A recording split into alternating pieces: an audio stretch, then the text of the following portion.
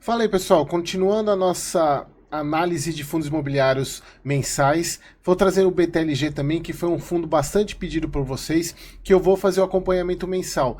E para minha surpresa, o relatório do fundo melhorou demais. Assim, eu fiquei muito feliz, até por ser cotista do BTLG, eu fiquei muito feliz, porque inclusive eu fiz um vídeo há uns 7 meses atrás sobre o BTLG, inclusive foi quando eu incluí o BTLG na carteira, mas eu incluí exatamente por causa do preço, e ele vem melhorando mês a mês, e eu fiquei muito feliz. Eu até vou mostrar para vocês a diferença lá daquele relatório de fevereiro, que na verdade ele se manteve até o relatório do mês passado. Na verdade esse é um dos probleminhas que ainda tem, porque a gente está em novembro, e o relatório que foi divulgado agora é o de setembro, então esse é um dos pontos que ainda o BTLG precisa melhorar. Mas o relatório anterior a esse ainda estava muito parecido com aquele que eu mostrei em fevereiro sobre o BTLG, foi quando eu incluí na carteira. E dessa vez a DRE está espetacular, vocês vão ver que DRE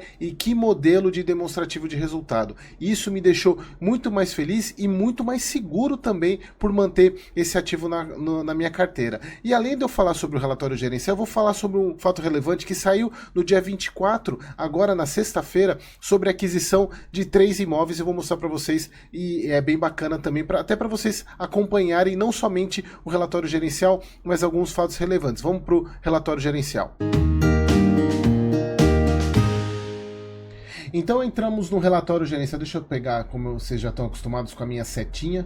Então, relatório gerencial.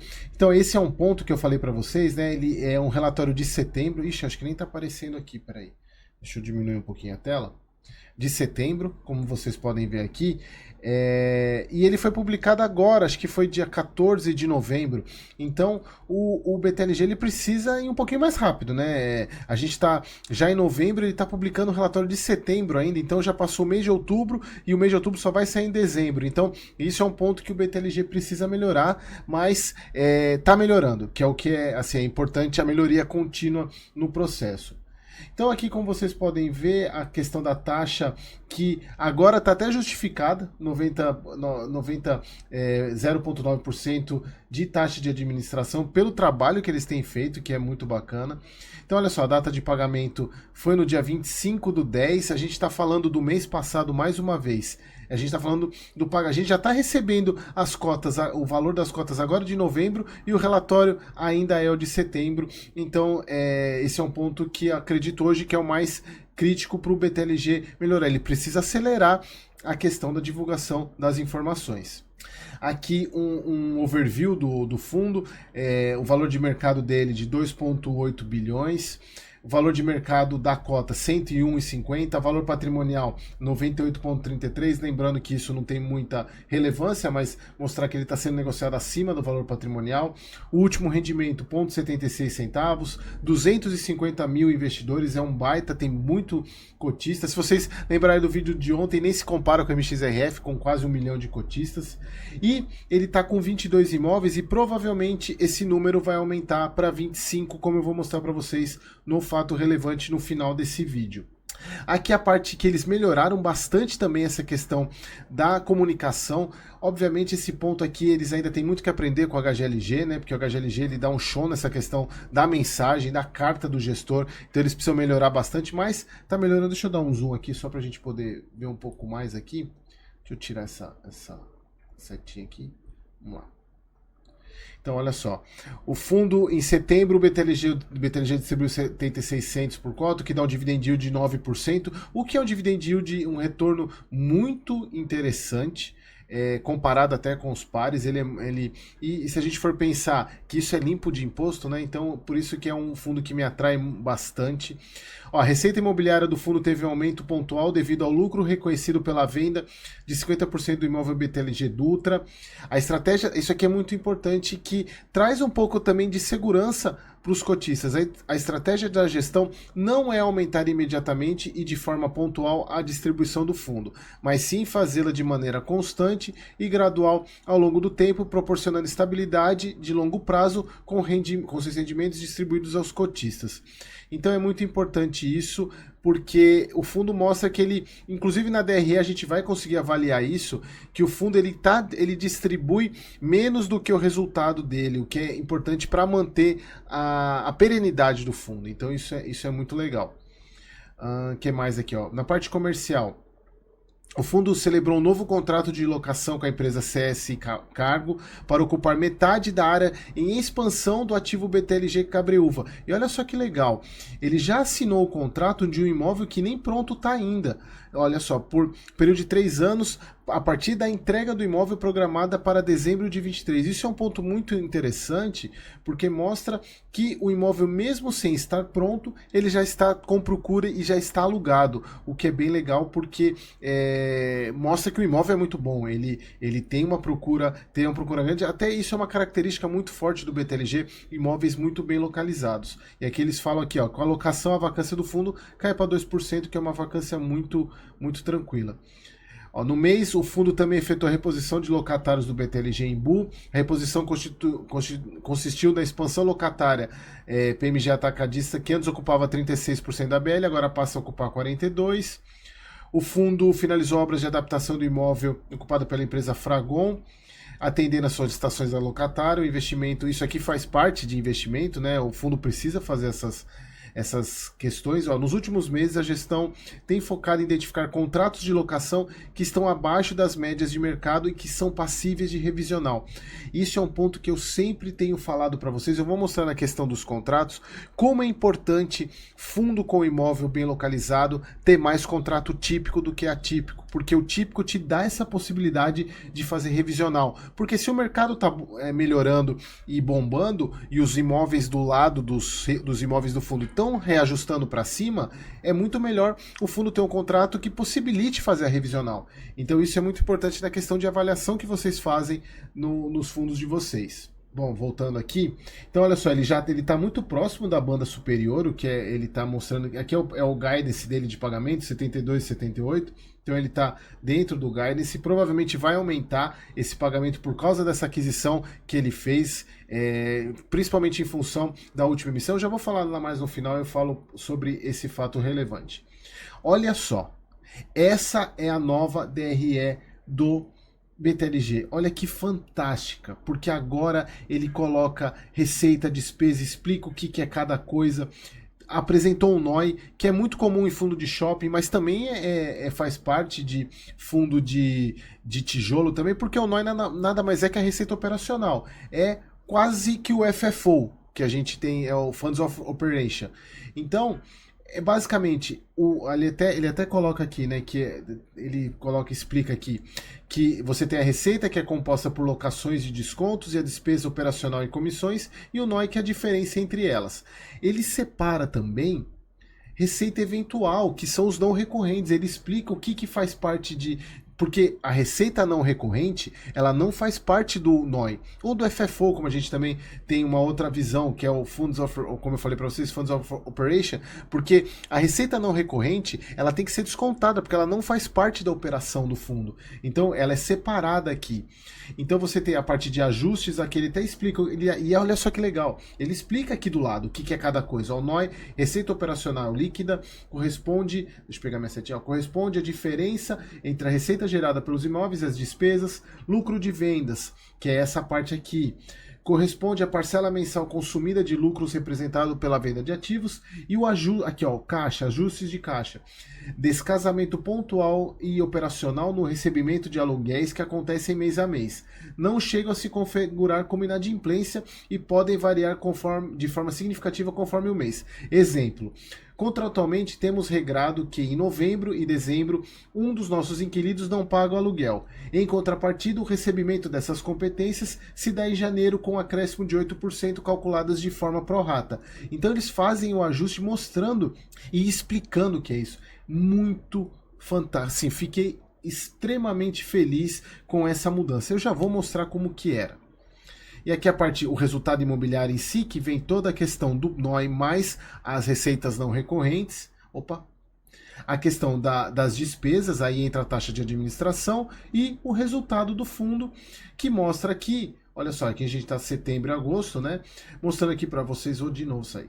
Mostrando aqui, isso aqui acho que eles podiam também arrumar, porque é mais ele é o relatório do BTLG é em paisagem, não é vertical. Olha só, 99 centavos o resultado e a distribuição 76, mantendo o guidance. Né? E olha só, aqui também o resultado no mês anterior é 77, pagamento 76, mantendo 76, e olha só, eles mantêm a questão de reserva, eles têm um resultado acumulado, o que é muito bacana, porque pode ser que o BTLG também venha com algum pagamentozinho maior no final do semestre. Mas olha só como era a DRE, inclusive, nesse vídeo que eu estou colocando aqui, eu falo que é um dos principais pontos negativos. Olha como era a DRE. Eu peguei o relatório lá de fevereiro, que foi o relatório que eu fiz o vídeo daquele...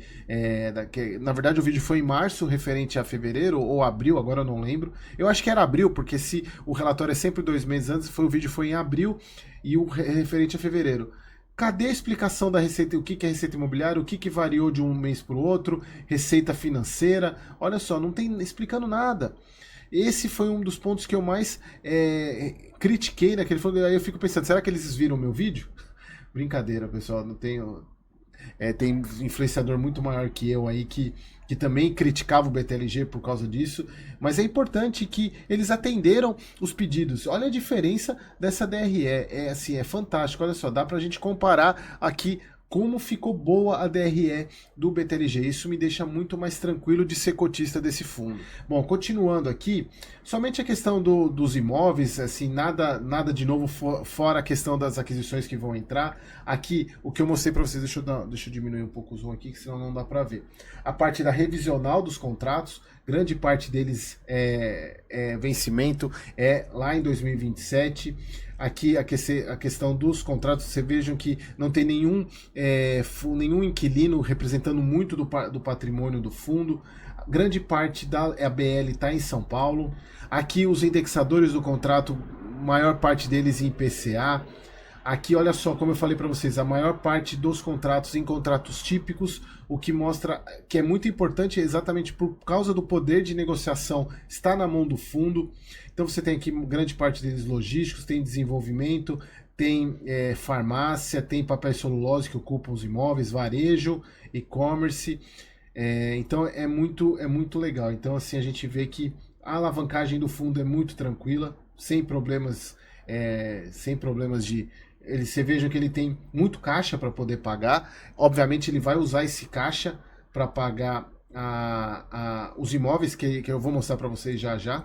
Aqui a questão que eu sempre falo, que a minha visão do BTLG, ele é melhor que o HGLG. Quer dizer, ele era porque o HGLG fez aquela compra dos imóveis do BTLG que concentrou mais os imóveis no raio 30. Mas a grande parte dos imóveis dentro do raio 30, o que eleva a qualidade dos ativos do fundo. E aqui o portfólio dele, assim, mostrando cada foto, a questão de vacância, é bem bacana isso.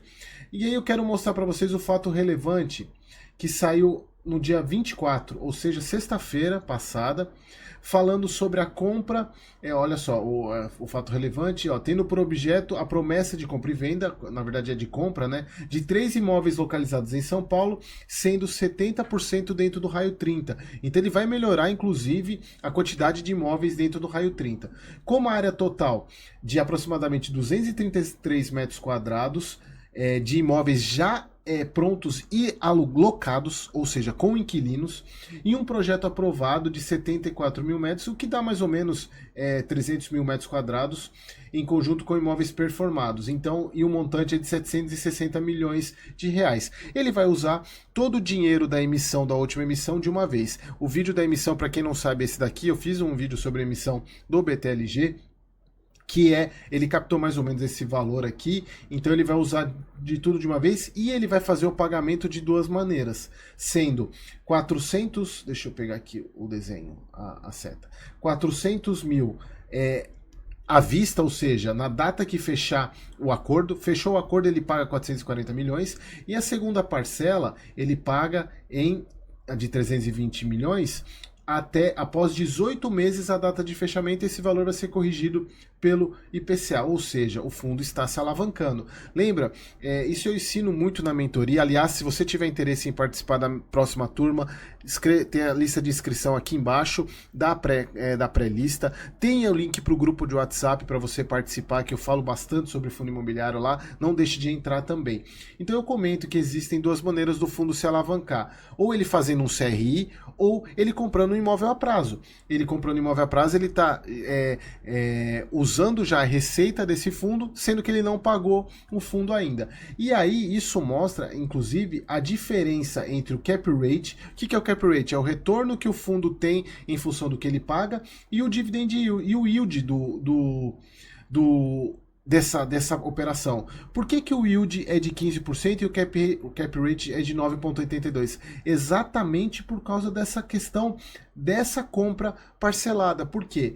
Ele vai ter a receita. Veja, lembra que eu falei para vocês que os imóveis já estão alugados? Então ele já vai receber a receita integral desses imóveis, sendo que ele não pagou tudo ainda. Então por isso que o yield é maior do que o cap rate. Porque porque aqui é o valor do imóvel em relação ao que ele traz de retorno, o cap rate. E o yield é enquanto ele pagou. Só que ele não pagou tudo ainda. Ele pagou uma parte, ele pagou 60% e ainda falta 30% mais ou menos para pagar. Então por isso que o yield é maior.